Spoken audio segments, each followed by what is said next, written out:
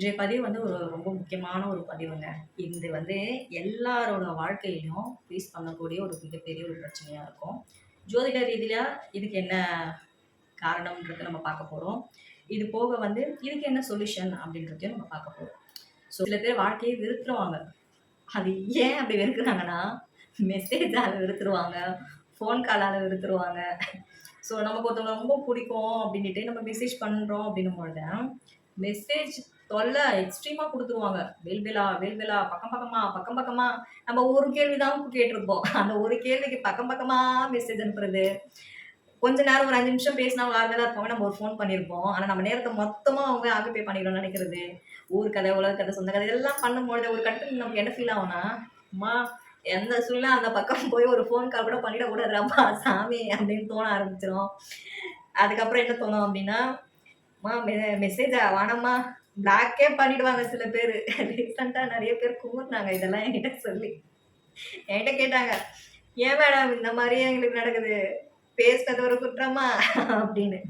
இதுல இன்னொரு விஷயம் என்ன சொல்லணும்னா, என்கிட்ட ஒரு ஒரு 10 பேருக்கு நான் ஒரு நாளைக்கு ஒரு ஜாதகம் பார்க்குறேன் அப்படின்னும்போது, 10 பேர்ல குறைஞ்சது 6 பேருக்காவது அந்த கிரக சேர்க்கை இருக்கும்.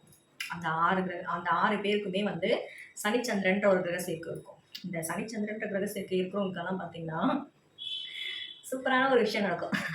வில்லங்க எங்கேயும் வராது. ஃபோன்ல தான் வரும். ஸோ ஒரு எக்ஸ்பீரியன்ஸு. அது 1978 அவங்க அந்த லேடி பொறந்தது.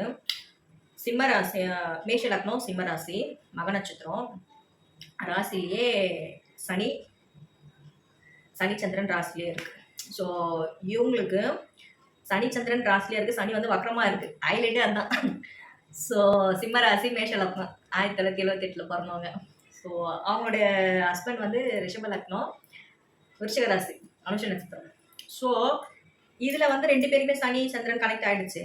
ஆனால் சனி வந்து வக்கரமாக இருக்காங்க அவங்களுக்கு அந்த லேடிக்கு. அவங்க வீட்டுக்காரருக்கு அவங்க அவங்கள பொறுத்த வரைக்கும் ஃபினான்ஷியல் ப்ராப்ளம் கொஞ்சம் கூட கிடையாதுங்க. ஃபினான்ஷியலாக எந்த ப்ராப்ளமும் இல்லை, எந்த பிரச்சனையும் இல்லை. Well settle. 2 பசங்க, ஃபேமிலி வெல் செட்டில். ஃபினான்ஷியலாக ஒரு ப்ராப்ளம் இருக்குன்னா எந்த ப்ராப்ளமும் இல்லை. நல்லா கடல் அருளால் நல்லா இருக்காங்க. ஆனால் அவங்களுக்குள்ள பிரச்சனை எங்கே வருது தெரியுமா? ஃபோனில் தான் வருது. ஏன் அப்படின்னா, இவரு பிரிஞ்சிருந்தாங்க. அப்போ வந்து ஒரு முறை பஞ்சாயத்து பண்ணுறதுக்கு கூப்பிட்டுருந்தாங்கன்னு சொல்லி நான் போனேன். போகும்பொழுது அவங்க ஹஸ்பண்ட் கிட்ட பேசிட்டேன். போய் வாழலாமே, ஏன் இப்படி இருக்கீங்கன்னு சொல்லி அவருக்கும் சில விஷயங்கள்லாம் சொல்கிறேன். சொன்ன வார்த்தை, எனக்கும் ஆசை தான் என் பொண்டாட்டிகிட்ட போய் வாழணும்னு. ஆனால் டார்ச்சர் பண்ணி சாவடிச்சிருவா என்ன. ஏன்னு கேட்டால், ஃபோன் பண்ணாங்கன்னா அதிகபட்சம் எவ்வளோ நேரம் பேசுறீங்க? 1 மணி நேரம், 2 மணி நேரம். இவரு வந்து ஒரு பிஸ்னஸ் பண்ணக்கூடிய ஒரு நபர். ஒரு நல்ல ஒரு பிஸ்னஸ் பண்ணி நல்ல ஒரு இன்கம் தான் வருது. ஸோ தொழில் ரீதியாக ஒருத்தவங்கிட்ட பேசுகிறாங்க, பழகுறாங்கன்னும் பொழுது எல்லார்கிட்டையும் பேச தான் வேணும், பழக தான் வேணும். ஆனால் எல்லாருக்கும் அந்த பொசிஷனை கொடுத்துட முடியாது இல்லையா? ஸோ மனைவின்ற இடத்துல ஒருத்தர் தானே வச்சு பார்க்க முடியும். அந்த ஒரு புரிதல் இல்லாத ஒரு பர்சன் அவங்க. ஸோ ஹஸ்பண்ட் கிட்ட சாலிடா 4 மணி நேரம் 6 மணி நேரம் ஃபோன்லேயே சண்டை போட்டாங்க. மனுஷன் பயந்துட்டாரு. 6 மணி நேரம் ஃபோனை 2 மணி நேரத்துக்கு ஒரு முறை ஃபோன் கட் ஆகிடும். இப்போ கண்டினியூஸாக பேசிட்டு இருந்தான். அப்படி கட் ஆகி அடுத்த செகண்டே ஃபோன் கால் வந்ததுன்னா பார்த்துக்கோங்க. நான் ஸ்டாப்பா எப்புட்றா அப்படின்னு புலம்புறாரு அவரு. அப்புறம் பர்த்டேக்கு வரும்போது பர்த்டே விஷஸ்லாம் பண்ணீங்களா உங்கள் ஒய்ஃப்னு கேட்டேன். அவ்வளோ லவ்வுங்க ஒய்ஃப் மேலே. ஏன்னா அவங்களுக்கு பண்ணிக்கிட்டதே காதல் திருமணம் தான். அவ்வளோ டீப் லவ் மனைவி மேலே இருக்குது. அவங்களுக்கும் அவங்க கணவர் மேலே இருக்குது. ஆனால் அவங்க 2 பேரையும் சேர விடாமல் பிரிச்சு இருக்கிறது என்னன்னா இதுதான் சனிச்சந்திரன். ஏன்னா 2 பேருக்குமே வந்து அந்த கனெக்டிங் இருக்குது. ஆனால் அந்த அம்மாவுக்கு சனி வக்கரமாக இருக்குது. அதனால என்ன ஆகுது அப்படின்னும் பொழுது சிம்மராசி மேஷ லக்னம் சொல்லவே வேணாம்ல. அவருடைய எண்ணம் முழுக்குமே யாராவது ஒருத்தவங்க அவங்க கிட்ட பேசிட்டாங்க அப்படின்னும் பொழுது அவ்வளோ சீக்கிரம் ஃபோன் வைக்கவே மாட்டாங்க. தேவையில்லாத கதையெல்லாம் பேசுவாங்க. ஸோ ஒன்று மெசேஜ் அனுப்புனா கூட நம்ம ஜென்ரலாக வந்து என்ன சொல்லுவோம், சிம்மராசிக்காரங்க இப்படி இருப்பாங்க அப்படி இருப்பாங்க, கரெக்டாக இருப்பாங்கன்னு. ஸோ அது எங்கே மாறுதுன்னா இந்த கிரக சேர்க்கையெல்லாம் வந்து ஏதாவது ஒரு இடத்துல வந்து கனெக்ட் ஆகும்போது மாறி போகும். ஸோ கிரக சேர்க்கைன்றது வந்து சாதாரண விஷயம் கிடையாது. நமக்குள்ள இருக்கக்கூடிய எண்ணத்தின் ஒரு பிரதிபலன். ஸோ அந்த அளவுக்கு கடைசி வரைக்கும் அவங்க 2 பேருக்குள்ள அந்த லவ் மட்டுமே கொடுத்து பிரித்து வச்சிருக்கு இந்த கிரக சேர்க்கை. ஸோ அதை ஏற்று அதை வந்து புரிஞ்சுக்கிட்டு அண்டர்ஸ்டாண்ட் பண்ணிக்கிட்டு அவங்க போகணும் அப்படின்னு அவங்க ட்ரை பண்ணாலும் அந்த ஒரு விஷயம் வந்து அவங்கள தடுத்து வச்சுட்டே இருக்கு. அவரு சொல்லக்கூடிய ஒரு விஷயம் ஒண்ணே ஒண்ணு தான். நான் போய் வாழ்றதுக்கு ரெடி. ஆனா இதெல்லாம் எனக்கு பண்ணக்கூடாது. எனக்கு ஃபோன் டார்ச்சர் குடுக்கக்கூடாது. மெசேஜ் டார்ச்சர் குடுக்கக்கூடாது. நான் ஒரு ஒர்க்ல இருப்பேன். ஃப்ரீ ஆன பிறகு நானே கூப்பிடுவேன். இதுக்கெல்லாம் அக்செப்ட்ன்னா நான் அப்ப போய் வாழ்றேன். ஆனா அவ இதெல்லாம் பண்ண மாட்டான்னு எனக்கே தெரியும்னு அவர் சொல்லுவாரு. ஸோ இந்த அம்மாகிட்ட கேட்டா, எல்லார்கிட்டயும் பேசுற டைம் இருக்கு. நான் தான் முக்கியமா இருக்கணும். இந்த வேர்ட வந்து நோட் பண்ணுங்க. நீ எந்த வேலை செஞ்சாலும், நான் வந்த பிறகு உனக்கு நான் மட்டும் தான் முக்கியமா இருக்கணும். எனக்கு பிறகு தான் மற்றதெல்லாம் நீ நினைக்கணும் அப்படின்னு நம்மளோட மென்டாலிட்டி. ஸோ இந்த மாதிரியான வந்து ஒரு விஷயத்த வந்து குடுக்கும். அதாவது நீ என்ன வேலை செஞ்சிருக்கன்றது எனக்கு முக்கியம் கிடையாது. நான் ஃபோன் பண்ணா நீ எடுத்து பேசணும். இந்த மென்டாலிட்டி அவங்களுக்கு குடுக்கும். இதுதான் வந்து இந்த சனி சந்திரனோட சேர்க்கை வந்து சனி வக்ரமா வேற இருக்கும்போது, அது என்ன மாதிரியான எண்ணங்கள குடுக்கும் அப்படின்னா, அதாவது உள்ளுக்குள்ள வச்சுக்கவே தெரியாதுங்க அவங்களுக்கெல்லாம் சில விஷயங்கள. வெளிப்படையா பேசிக்கிட்டே இருக்கணும். எல்லா கதையும் பேசணும். நேரம் போறது, காலம் போறது, எது போறதுன்னு தெரியாது. ஒரு கட்டத்துல நானே கடுப்பாயிட்டு சொல்ட்டேன். நான்லாம் நல்லா திட்டிடுவேங்க ஒரு கட்டத்துல. நான்லாம் வந்து என்கிட்டயே ஒரு முறை ஒரு 10 நிமிஷம் உங்ககிட்ட பேசணும் நானு. மனசு விட்டு ஒரு 10 நிமிஷம் மனசு விட்டு உங்ககிட்ட பேசணும் மேடம் அப்படின்னாங்க. சரி நான் அப்பயே யோசிச்சேன். வில்லங்க வருது நமக்கு அப்படின்னு. சரி ஓகே. ஏதோ மனசுல இருக்கிறதெல்லாம் 10 நிமிஷத்துல இருக்கிற ஆளாமா நீ அப்படின்னு நினைச்சேன். சரி ஓகே. சரி சொல்லுங்க மேடம் அப்படின்னு. அவ்வளோதாங்க. அந்த 10 நிமிஷம்ன்றது 2 மணி நேரம் ஆச்சு. அந்த ஃபோன் வீட்டு கட் ஆகுற வரைக்கும் என்கிட்ட பேசினாங்க. மேடம் எனக்கு வேலை இருக்கு. எனக்கு நெறைய பேச வேண்டியிருக்கு. நீங்க இந்த மாரி டைம் இல்ல மேடம் எனக்கே இப்படி இருக்கு மேடம், அப்படி இருக்கு மேடம். ஃபுல்லா சொன்ன கதைய ரிப்பீட். அத்தனையுமே 10 பைசா க்ளோஸ் இல்லாத கதை. எல்லாம் ரிப்பீட். ஸோ அதனால வந்து சொன்ன கதையே திரும்ப திரும்ப சொல்லக்கூடிய மென்டாலிட்டிலாம் யாருக்கு இருக்கும்னா, இந்த மாதிரியான கிரகச்சேர்க்கை கொண்ட நபர்களுக்காக இருக்கும். பழகிட்டோமே அப்படின்றதுக்காக அவங்க சொல்றதெல்லாம் நான் கேட்டுட்டே இருந்தேன். ஒரு கட்டத்துல எனக்கு டென்ஷன் ஆயிட்டு நானே என்ன சொல்லிட்டேன், bill, phone bill, rent bill, gas bill எந்த பில்லும் நீங்க கட்ட போறது கிடையாது. உங்களுக்கு கட்டுறதுக்கு ஆள் கிடையாது. ஆள் இருக்காங்க.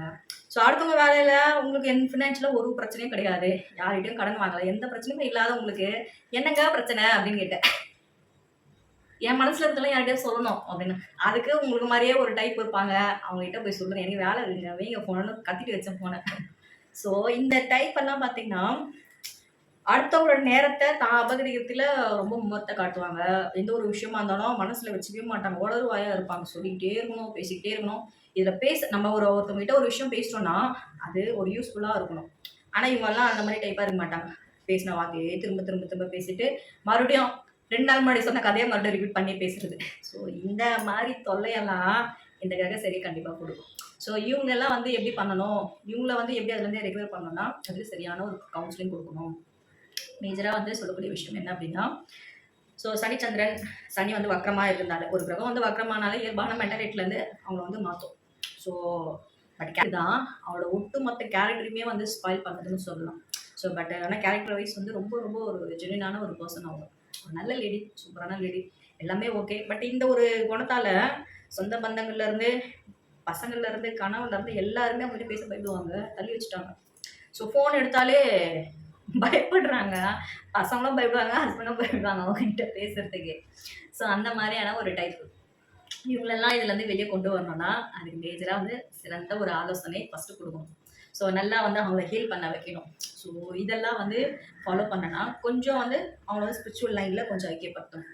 ஸோ இந்த மாதிரியான டைப் எல்லாம் பார்த்தீங்கன்னா, இப்போ ஸ்பிரிச்சுவல் வந்து இருக்கிறதே நம்ம வந்து ரெக்யூர் பண்ணி நம்ம கிட்ட ஒரு பிரச்சனை இருக்குன்னா, ஒரு கோயிலுக்கு போறோம், பரிகாரம் பண்ணோம், பண்ணிட்டேன். என் பிரச்சனை தீருமா? தீராது. கண்டிப்பா தீரவே தீராது. அடிச்சு சொல்லுவேன். எந்த கோயில்ல போய் பண்ணாலும், நம்ம வந்து கொஞ்சம் அனலைஸ் பண்ணணும். அந்த ஒரு புரிதல, ஒரு வைப வந்து அனுபவிக்கணும்னா, அதுக்கு இந்த மாரி வந்து நம்ம ஹீல் பண்றதுக்கு என்ன வழின்னு கண்டறிய வேண்டும். ஸோ எல்லாமே பரிகாரத்தால சரியாகுமானா சரியாகாது. நமக்குள்ள நம்ம தேடணும். நம்மள வந்து எல்லாரும் வெறுக்குறாங்க. என்ன காரணம்? அப்படின்றத நம்ம வந்து அனலைஸ் பண்ணணும். நாம எப்படி அடுத்தவங்ககிட்ட நம்ம வந்து நம்மளோட அப்ரோச் இருக்கு அப்படின்றத அனலைஸ் பண்ணணும். நம்ம கிட்ட வந்து என்ன வந்து மைனஸா இருக்கு அப்படின்றத அனலைஸ் பண்ணணும். நமக்கு வரக்கூடிய நல்ல விஷயங்கள நாம ஏன் வந்து கெடுத்துக்கிறோன்றத அனலைஸ் பண்ணணும். நிறைய பேர் வாழ்க்கையில எல்லாம் சொல்லுவாங்க, உன் தலையில நீ ஏன் மண்ணள்ளி போட்டுக்கிட்டேன்னுவாங்க. அதாவது என்னன்னா, ஒரு விஷயம் உங்களுக்கு நடக்கிற மாதிரி வந்து கடைசியில நடக்காம போயிடும். காரணம் என்னன்னா, இதுவா தான் இருக்கும். அந்த அளவுக்கு பவர்ஃபுல்லானவங்க சனியும் சந்திரனும். ஸோ இந்த சனி சந்திரன் சேர்க்கையெல்லாம் கிட்டத்தட்ட 70% ஜாதகங்கள்ல இருக்கும். இந்த அமைப்பு என்ன சனி சந்திரன் எல்லாம் இப்போ சனி நட்சத்திரம் 3, சந்திரன் நட்சத்திரம் 3, அதுலயே 6. சந்திரன் எப்படி இருந்தாலும் வந்து சனி நட்சத்திரத்துல கிராஸ் பண்ணி தான் வரணும். அது ஒண்ணு. ஸோ அதே போல வந்து சனி இருக்கிற இடத்துல இருந்து எப்படி இருந்தாலும் மாசத்துக்கு 3, 7, 10 இந்த பிளேஸ் எல்லாம் வந்து பார்க்கும். அந்த டைம்ல சந்திரன் அத கடக்கும். அப்போ 2, 2 1/2, 2 1/2, 2 1/2, 7 நாள் அதிலேயே போகும். ஸோ இதனால இந்த மாரி இருக்கிறதுனால, அது நம்ம எப்படி அனலைஸ் பண்ணோம்னா, அப்ப அந்த நாட்கள்ல ஃபோன் யூசேஜ் அதிகமா பண்ணக்கூடாது. அதிகமா அன்வான்டடா யார்கிட்டயும் பேசக்கூடாது. அதிகமா வந்து முக்கியமான எந்த ஒரு இம்பார்ட்டன்ஸான விஷயங்களையும் வந்து ரொம்ப டீப்புக்குள்ள நம்ம இறங்கிடக்கூடாது. டாக்குமெண்ட் சார்ந்த விஷயங்கள்ல படிக்கிறதுல தவறு வரலாம். ஸோ நம்ம அனுப்பக்கூடிய ஒரு தகவல் மூலமா நமக்கு பிரச்சனை வரலாம். அதனால அந்த டைம்ல மட்டும் வாய மட்டும் க்ளோஸ் பண்ணிட்டு நம்ம வந்து நம்மளுடைய ஒர்க் என்னவோ அத மட்டும் நம்ம பார்க்கணும். அன்வான்டடா ஒரு விஷயத்த கூட நம்ம வெளிய பேசவே கூடாது. இந்த மாரியெல்லாம் கொஞ்சம் அனலைஸ் பண்ணாங்க அப்படின்னும் பொழுது, இது வந்து 1 நாள் 2 நாள்லலாம் கிளியரா ஒண்ணும் ஆவாது. தன்ன தானே ஹீல் பண்ணணும். அனலைஸ் பண்ணணும். ஸோ இதெல்லாம் வந்து பண்ணா மட்டும் தான், அதுலருந்து வெளிய வரதுக்கு கொஞ்சம் ஒரு வழிகள் எல்லாம் கிடைக்கும். ஸோ அதுக்கு வந்து செஷன்ஸ் எல்லாம் பண்ணும்பொழுது, உங்களுக்கு நீங்களே வந்து ஒரு ஹீல் பண்ணிக்கலாம். நல்லா சில் பிளேஸ்லலாம் போய் வந்து நல்லா ஆ குளிக்கலாம். மைண்ட் பார்க்கும்பொழுது, இத தாண்டி பரிகார முறைகள் அப்படின்னு பார்க்கும்பொழுது, சனிக்கிழமை சந்திர ஓரை, திங்கட்கிழமை சனி ஓரை. ஸோ இந்த 2 நாள்ல எதனா ஒரு நாள் சூஸ் பண்ணிக்கோங்க. அந்த நேரத்துல ஆத்மார்த்தமா உங்க வீட்லயே வந்து நீங்க தீபம் ஏற்றி வழிபாடு பண்ணலாம். ஸோ இதெல்லாம் வந்து உங்களுக்கு கரெக்ட்டா ஒரு தெளிவ குடுக்குங்க. ஸோ தீபம் ஏத்திட்டு, அப்படியே கண்ண மூடினே இருந்தாலாம் தீபம்லாம் பலனெல்லாம் தராது. தீபம் ஏத்திட்டு, அந்த தீபத்தோட ஒளிய உற்று நோக்கி பார்க்க வேண்டும். ஸோ தீபத்தை ஏற்றி வச்சுட்டு, அந்த தீபத்தோட ஒளிய உற்று நோக்கி பாருங்க. அப்பதான் அது வந்து உங்களுக்கு வந்து ஹீல் ஆகும். தீபம் நான் நெறைய பேர பார்த்துருக்கேன். தீபம் ஏத்தி வைப்பாங்களாம், அப்படியே கண்ண மூடிப்பாங்களாம். அது எதுக்கு நீங்க ஏத்துறீங்கன்னு எனக்கே தெரியல. நான் கேட்டுருவேன். எதுக்குங்க ஏத்துறீங்க? நோ யூஸ்ங்கன்றுவேன். ஸோ இந்த மாரி நெறைய விஷயங்கள் எல்லாம் இருக்கு. அத வந்து பார்த்து பக்குவமா நாம அடுத்தடுத்து எப்படியெல்லாம் நம்மள வந்து ஹீல் பண்ணணும், எப்படி அதுல இருக்க பிரச்சனைலருந்து வெளிய வரணும், எப்படி நமக்கு வந்து ஏன் நம்மள எல்லாம் வெறுக்குறாங்க, இதெல்லாம் நம்ம அனலைஸ் பண்ணாலே 70% ஆன்சர் நமக்கு கிடைச்சிருங்க.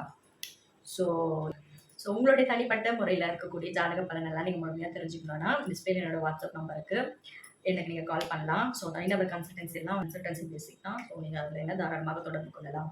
நன்றி, வணக்கம், வாழ்க நலம், சிவாய நமः.